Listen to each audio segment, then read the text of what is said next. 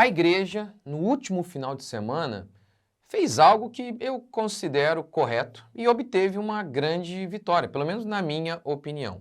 De acordo com o deputado Gustavo Gaia, 70% dos conselheiros tutelares que foram eleitos no domingo, no último domingo, são conservadores e 50% deles são evangélicos. E aí entra uma questão, soltaram uma notícia dizendo que o ministro do Lula, dos direitos humanos, né, que ele quer anular. Vamos falar sobre isso daqui a pouco. Quer anular aí as eleições porque muitos conservadores venceram. Será que é verdade? Vamos falar disso daqui a pouquinho aqui. E eu quero falar sobre isso, sobre a atuação da igreja nessas questões políticas. Tá certo isso? A igreja não tem que pregar o evangelho? Pode isso? Isso aí não é a igreja se pervertendo? Eu acredito que não, eu acredito que a igreja agiu, os cristãos agiram de maneira correta. E vamos falar um pouco sobre isso que é tão importante e falar sobre isso aí, se é verdade que o ministro do Lula quer mesmo anular essa eleição aí. Curta, comente, se inscreva, bora para mais um vídeo. Então vamos lá, muita gente falou sobre isso, vários pastores, vários políticos falaram sobre essa questão da eleição para conselheiros tutelares. Vamos lá, eu fui lá votar, eu e minha esposa fomos votar, fiz um vídeo aqui sobre isso. Eu nem sabia, eu nem sabia que era por meio de eleição direta a maneira de se escolher um conselheiro tutelar. Nem sabia. Então alguém, né, foi um irmão lá de Brasília que entrou em contato comigo, falando, olha, pastor, olha aqui, o pessoal do movimento LGBT se mobilizando para a eleição do Conselho Tutelar. E aquilo mexeu tanto comigo. E ele falou, pastor, é possível que você faça um vídeo, alguma coisa? E aí ele me colocou até em contato com a Clarice Ziller, que trabalhou muito ativamente nessa área durante o governo Bolsonaro. Ela trabalhava com a ministra Damares, né? Então assim, aí eu entrei em contato com ela, ela me contou um pouco do cenário, ela é especialista no assunto, me contou um pouco do cenário, de como que funciona o Conselho Tutelar no Brasil. É um negócio assustador.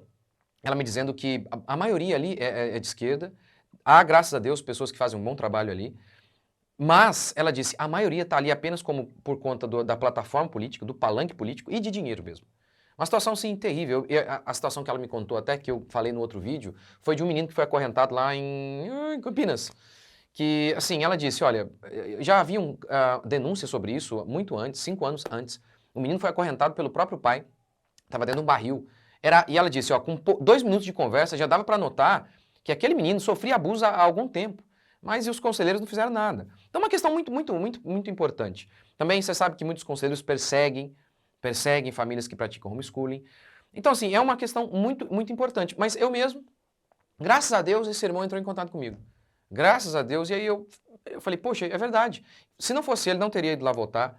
Então, graças a pessoas como esse irmão, lá de Presbítero Oscar, né? Um abraço para você, meu querido. Graças a pessoas como ele, que entendem, estão aprendendo, graças a Deus, que a igreja está sendo, está se despertando para esse assunto. Porque antigamente, não, que isso, a igreja não se envolve com política, aquele papinho todo lá, né? E, enfim, ora, a igreja tem que pregar o evangelho. Ninguém nega isso, ninguém nega que, por exemplo, na minha opinião, trazer candidato em culto, na minha igreja não pode, não tem, na minha igreja não tem nenhum candidato oficial na minha igreja, para nada, nem para prefeito, para presidente, para nada.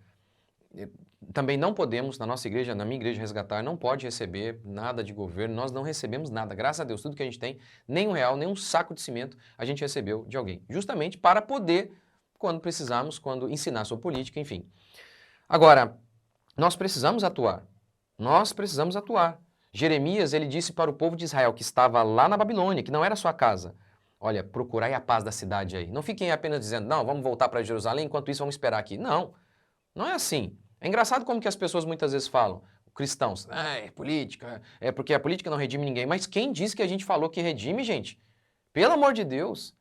Mas onde que a gente falou isso? Agora, veja bem, se uma política é aprovada sobre o aborto, por exemplo, e aí quem salva? É o Estado? Quem salva a alma por toda a eternidade é o Estado? Óbvio que não, é Jesus Cristo, e por meio de sua igreja, pregando o Evangelho. Mas e se essa criança nem nasce? Então, você acha que nós não deveríamos exercer o nosso papel como cidadão?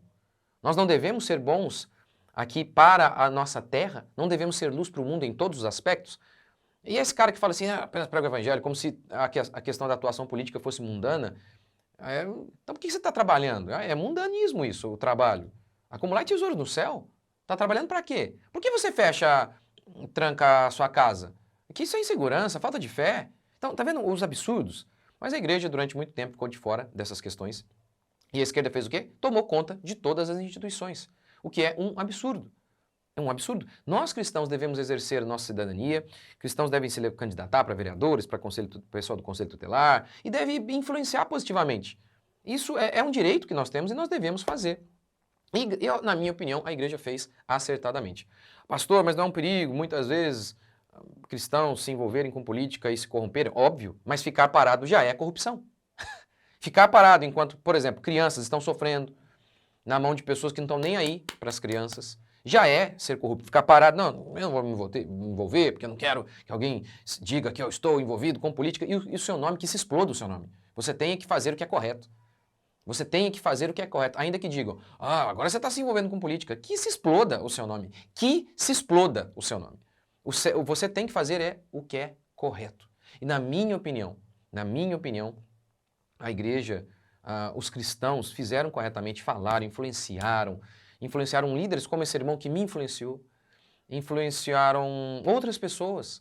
Então, isso é correto e nós devemos fazer, devemos nos preocupar. Quantas leis são feitas para assassinar pessoas, né, do aborto? Leis que impedem outras empresas de entrarem e com isso privilegia um monopólio aí de um empresário da cidade. Isso tira emprego que gera morte, gente. Como que a pessoa vai ouvir o evangelho se ela está morta? É um absurdo. É um absurdo. Então a igreja, graças a Deus, tem se despertado nos últimos tempos. Eu sei, muita gente usa isso para o mal. Eu sei. É óbvio que eu sei disso. Mas e daí? Porque eles fazem para o mal, então vamos ficar quietinho para que o nosso nome, ninguém misture o nosso nome. É claro que a gente corre esse risco de que alguém pegue o nosso nome e fale mal de nós. É óbvio, é óbvio. E daí? Temos que fazer o que é certo. E, na minha opinião, a igreja fez corretamente e deve fazer sempre, nas próximas vezes também. Na minha opinião, só acho que, assim, é o que eu tenho feito aqui na minha igreja.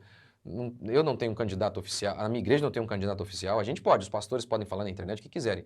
Não tem um candidato oficial, não tem esse negócio de trazer candidato no culto, gente. Pelo amor de Deus, eu acho isso aí abominável.